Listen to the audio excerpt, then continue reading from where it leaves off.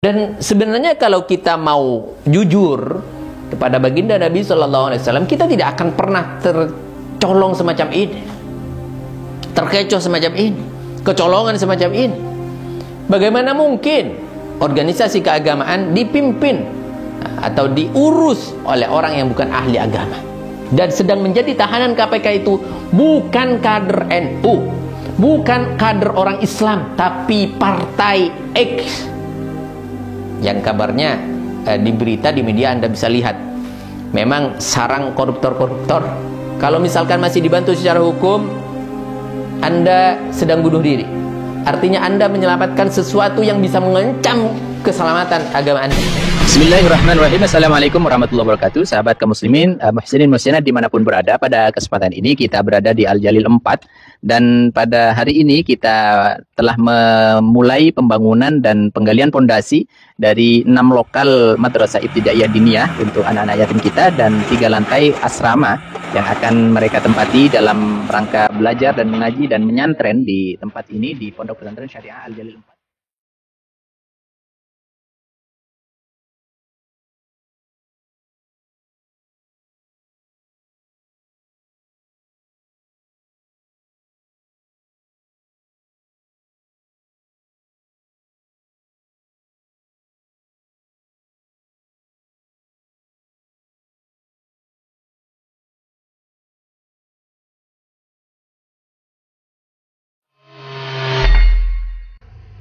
Assalamualaikum warahmatullahi wabarakatuh. Sahabat kaum muslimin, subscriber channel Benteng Akidah dimanapun Anda berada.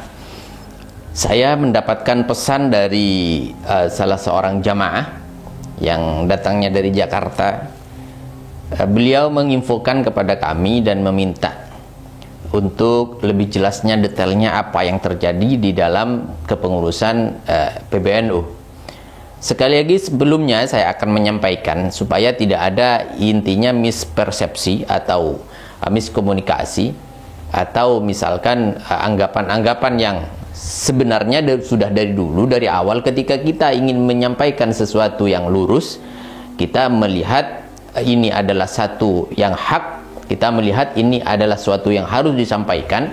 Dan sebagai salah satu klarifikasi, misalkan ini dilihat, oh ini musuhnya NU, ini ingin menghancurkan NU.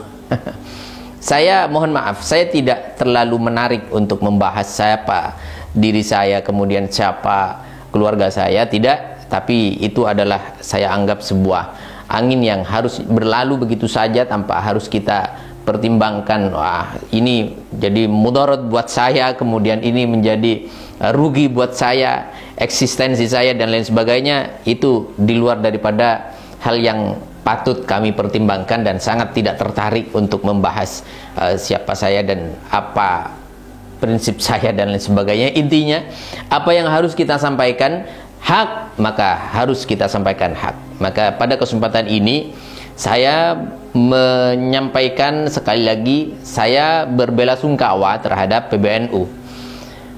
Dulu sempat saya menyampaikan dengan hati kecil kami bahwa merekrut adanya kepengurusan-kepengurusan dari bawah, dari ranting sampai ke atas, ini kami akan berbicara secara umum, tidak hanya kepada PBNU atau siapa. Yang pasti ini adalah organisasi keislaman. Ketika kita bersama-sama menjalankan satu organisasi keislaman, kita sudah tentu diberikan satu bendera, amanah, kemuliaan yang harus dijaga bersama. Bukan karena NU atau Al-Irsyad atau Muhammadiyah atau FPI atau apapun saja. Ketika Anda sudah dengan komitmen, ya saya mau menghidupkan organisasi keagamaan saya, maka disitulah Anda diberikan satu wewenang, Anda diberikan satu amanah, di mana amanah itu harus betul-betul Anda bisa jaga sebaik mungkin. Dari persoalan muru'ah, marwah, kehormatan, kemuliaan, itu harus kita bisa jaga. Dan karena itulah satu wujud khidmah kita kepada organisasi dan agama. Saya sampaikan waktu dulu ketika soal Banser, bagaimana merekrut, paling tidak ini adalah organisasi Nahdlatul Ulama, maka direkrutlah orang-orang yang kurang lebihnya paling tidak ngerti akidah lah. bukan sembarangan merekrut yang penting. Misalkan ada banyak duitnya lalu direkrut menjadi bendahara misalkan, sebagaimana yang terjadi pada kali ini, dan ini sangat-sangat memalukan dan memilukan. Semoga ini tidak terjadi dan semoga ini hanya sebatas isu dan segera diselesaikan, dituntaskan supaya tidak mencoreng nama baik organisasi Islam, khususnya dalam hal ini adalah Nahdlatul Ulama. Dan setelah kita pelajari, ternyata lebih jelasnya, lebih detailnya saya akan membacanya.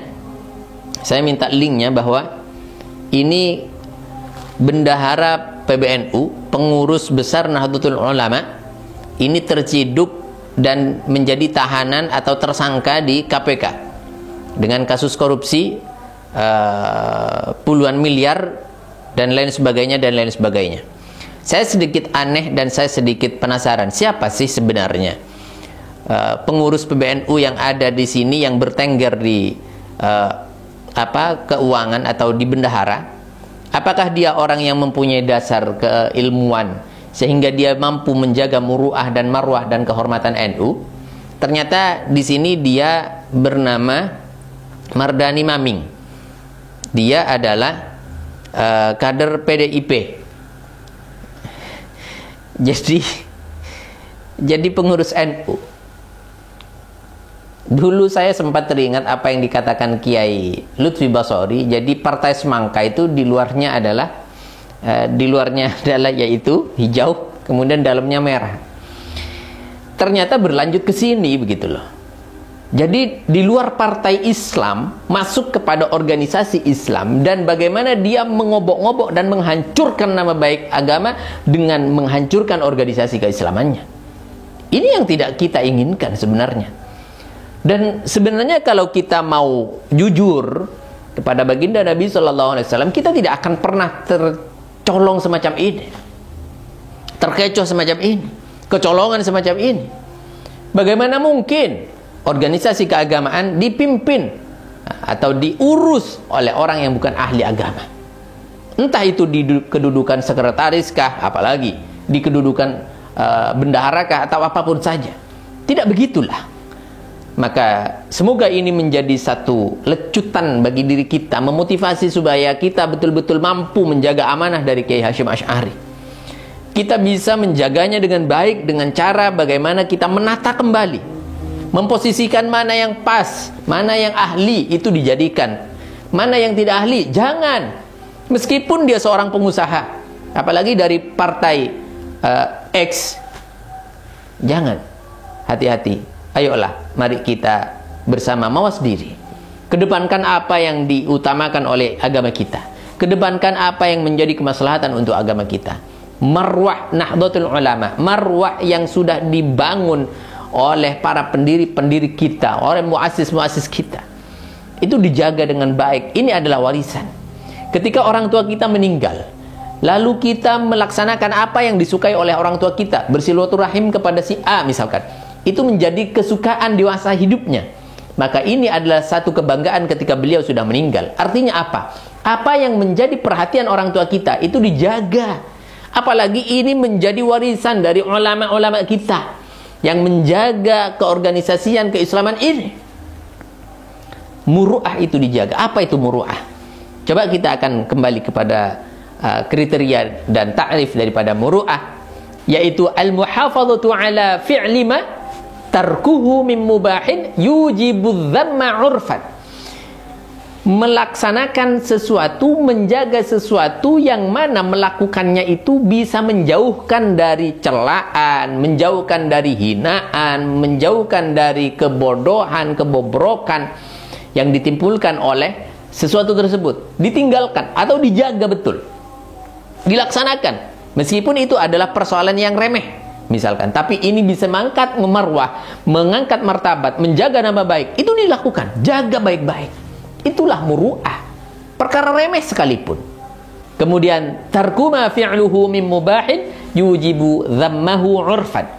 Meninggalkan sesuatu yang mubah misalkan, sesuatu yang remeh sebenarnya. Artinya dalam satu sisi pandangan lain dilakukan tidak masalah, tidak lakukan tidak masalah.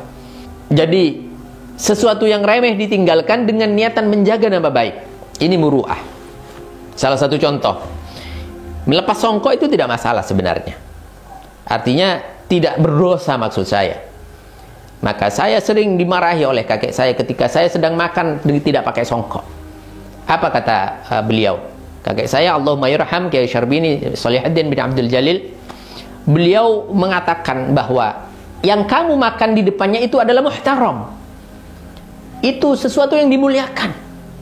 Makanan itu muhtaram. Bagaimana kamu tidak memuliakan sesuatu yang membuat diri kamu kuat untuk beribadah kepada Allah? Itu yang diajarkan. Ini namanya menjaga muru'ah. Apalagi kamu sebagai santri, kata beliau. Santri itu identik dengan songkok. Santri itu identik dengan pakaian sunnah. Kata beliau. Yang beliau ajarkan kepada saya sejak kecil. Itulah muru'ah. Misalkan seorang yang alim, beliau makan sambil berdiri. Tidak haram. Tidak berdosa. Akan tapi ketika orang alim, orang yang berilmu, santri makan sambil berdiri, itu sudah merusak muru'ah, merusak marwah dan nama baik orang yang berilmu. Dan dalam hal ini Nahdlatul Ulama adalah arti daripada kumpulan para ulama-ulama di mana diurus oleh orang-orang yang ngerti agama, diurus oleh yang mampu menjaga muru'ah dan marwah kehormatan agama. Inilah harusnya yang diterapkan di dalam PBNU. Mohon maaf, sekali lagi, ini sudah menjadi satu hal yang maklum, diketahui oleh publik. Maka saya harus sampaikan bahwa supaya tidak terjadi fitnah, dan ini dalam rangka menyelamatkan dan dalam rangka membersihkan nama baik NU, bahwa yang melakukan korupsi tersebut dalam tanda petik, artinya sebelum disidang dan sedang menjadi tahanan KPK itu bukan kader NU, bukan kader orang Islam, tapi partai X. Yang kabarnya di berita, di media Anda bisa lihat, memang sarang koruptor-koruptor. Kabarnya Anda lihat, wallahu alam, saya tidak tahu pasti. Anda bisa perhatikan, partai mana yang paling banyak korupsinya. Ya sudah, itu menjadi habitat atau kebiasaan. Ketika dia duduk di mana, ya sudah, korupsi kerjanya, nyolong, begitu ya. Nyolong, merampok uang rakyat. Maka saya sampaikan sekali lagi, Anda yang bertanya kepada kami, bagaimana ini kok ada menjadi tahanan KPK? Ini bukan kader NU. Ini bukan orang yang ngerti agama, dan ini orang bukan ahlinya. Sebagaimana disampaikan oleh baginda Nabi SAW, saya teringat kepada satu hadis disampaikan suatu ketika Nabi ditanya tentang bagaimana ya Nabi tentang hari kiamat atau hari kehancuran. Nabi ditanyakan oleh seseorang, dalam hal ini mohon maaf bukan seseorang, dia malaikat Jibril. Atakum yu'allimukum dinakum, kata beliau. Jadi kata Nabi, mal mas'ulu anha bi'alami masail. Jadi yang bertanya itu lebih tahu, kata Nabi seperti itu. Jadi karena memang malaikat Jibril itu datang untuk mengajari sahabat-sahabat Nabi, bukan mengajari Nabi sebenarnya. Ketika ditanya bagaimana tanda-tanda as-sa'ah atau hari kiamat atau hari kehancuran, ini yang ditanyakan. Kata Nabi menyampaikan, kemudian antalidal amatu rabbataha wa antarul hufatal uratal alata ri'a asya yatatawwaluna fil bunyan. Ini salah satu tanda-tanda hari kiamat. Bagaimana orang-orang bersikap sudah tidak senonoh dan tidak wajar. Bagaimana orang yang mengedepankan kepentingan dunia, berbondong-bondong mengejar dunia, kemudian berlomba-lomba meninggikan bangunannya, meninggikan harta kekayaannya dan lain sebagainya. Ini salah satu yang disampaikan oleh baginda Nabi SAW, dan ini disyarahi oleh para ulama. Di situ adalah madzukira min asyratis sa'ah. Itu yang disampaikan tersebut adalah tanda-tanda daripada kehancuran, yaitu di dalam hadis itu yarji'u ila annal umura tuwassadu ila ghairi ahliha. Jadi semua itu berlangsung terjadi karena sesuatu diberikan kepada selain ahlinya. Sebagaimana baginda Nabi SAW menyampaikan, idza wusidal amru ila ghairi ahlihi fantadhiris sa'ah, yang diriwayatkan oleh Imam Bukhari. Sesuatu yang diberikan kepada yang bukan ahlinya, maka tunggulah masa kehancurannya. Selesai. Nyata. Bagaimana Nahdlatul Ulama hari ini ketika dimasuki oleh penyusup, kemudian dijadikan dia pengurus, entah apa alasannya, karena dia orang kaya atau pengusaha atau apapun namanya, mampu memanage keuangan dan lain sebagainya, apapun namanya, tapi itu bukan dalam bidangnya, dan ini tidak bisa menjaga marwah NU, hancur sendiri NU. Jadi tolong kepada ketua PBNU dan pengurus-pengurus NU yang lain, segera keluarkan orang ini. Siapapun yang tidak berkompeten, keluarkan. Cari banyak, Masya Allah. NU kultural itu Masya Allah, potensial luar biasa, banyak sekali. Kenapa harus cari kepada partai-partai XXX itu?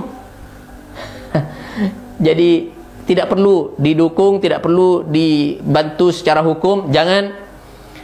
Kalau misalkan masih dibantu secara hukum, Anda sedang bunuh diri. Artinya Anda menyelamatkan sesuatu yang bisa mengancam keselamatan agama Anda. Ini menurut Al-Fakir, menurut saya. Maka saya sampaikan sekali lagi, ayo bersama-sama menjaga marwah agama kita dengan menjaga amanah, menjaga organisasi keagamaan kita. Karena bagaimanapun orang yang jahil, yang tidak mampu, sebagaimana disampaikan di dalam fatwa-fatwa ulama, yaitu idza kana ma'a hadza jahilan, dalam persoalan ini ketika ada orang bodoh, maka fasada bidzalika ad-din, hancur rusak agama ini, li'annahu la yakunu lahu himmatan fi islahi dinin nas. Bagaimana mereka tidak mampu menghadirkan satu himmah, kemampuan, keinginan untuk menjaga baik-baik agama manusia. Ini salah satu alasan sebagaimana disampaikan para ulama-ulama salaf kita terdahulu dan guru-guru kita terdahulu. Semoga bermanfaat dan semoga ini bisa menjadi pencerahan untuk kita semuanya, untuk bersama-sama membangun persatuan dan dengan cara menguatkan organisasi-organisasi keagamaan kita. Bagaimanapun tidak bisa dipungkiri organisasi keagamaan itu penting untuk menjadi wadah orang-orang awam kita, untuk menjadi wadah para masyarakat dan umat Islam, umat Nabi Muhammad SAW di dalam bersosial dan beragama, beribadah. Semoga bermanfaat. Assalamualaikum warahmatullahi wabarakatuh. Assalamualaikum warahmatullahi wabarakatuh. Hari ini kita melaksanakan penyembelihan hewan kurban. Hari ini sapi pertama atas nama satu keluarga, yaitu Muhammad Sa'ad bin Seode, kemudian Linda Triputri Hadi Syam Tahaj. Untuk program edisi Indonesia, program 1000 paket kurban, insya Allah ini akan menjadi satu keberkahan tersendiri untuk kita semuanya, khususnya para jamaah wakif tahfidz hadis, dan kemudian kepada para anggota edisi Indonesia di seluruh negara di 28 provinsi. Ini kita sampaikan hari ini. Mari kita doa bersama. Di rumah Anda juga berdoa kepada Allah bersama-sama, semoga ini menjadi satu doa yang makbul. Ini sapi ketiga, sapi kelima, sapi kedua. Ini untuk atas nama Suwarni binti Seger Amiastro, Nur Zaini Johni bin Ismail. Allahu Akbar, Allahu Akbar. Alhamdulillah, pada hari ini 10 Zulhijjah 1442 Hijriah bertepatan dengan 20 Juli 2021 telah dilaksanakan sholat Id bersama di halaman Pondok Pesantren Tahfidz Hadis Al-Jalil atau depan kantor pusat ADC Indonesia Kerajaan Mangaran, Ajung, Jember. Semoga Allah menerima ibadah kita semua dan Allah berikan ampunan atas segala salah dan dosa kita serta mendapatkan syafaat baginda Rasulullah Muhammad SAW. Untuk sapi kedua ini, taqabbalallahu minna wa minkum taqabbal ya karim. Subhanallah walhamdulillah wa la ilaha illallah wallahu akbar. Assalamualaikum warahmatullahi wabarakatuh. Allahumma shalli ala Muhammad. Allahu akbar. Ya Allah, Allahu akbar. Bismillahirrahmanirrahim. Dari Bapak Edi Sultanto, dan kurban ini atas nama Muhammad Pambudi Istanto, kemudian Dina Mardikarini, lalu atas nama Dian Fajariani. Dan kambing berikutnya kurban kambing dari Andre untuk menjaga prokes, yaitu protokol kesehatan, dan nanti aturannya yang tidak pakai masker kita tidak layani, pakai hand sanitizer, kemudian kita juga pakai pengukur tekanan suhu badan di depan, dan ini jaga jarak. Petugas sudah luar biasa ditata sedemikian rupa, jadi betul-betul jaga jarak dari pintu timur, pintu masuk, jadi keluarnya nanti keliling pesantren. Sehingga bagi Anda, ini pada detik ini sedang dipotong. Anda berdoa di rumah, kita berdoa bersama-sama, insya Allah doa kita makbul di hari yang mulia ini. Assalamualaikum warahmatullahi wabarakatuh.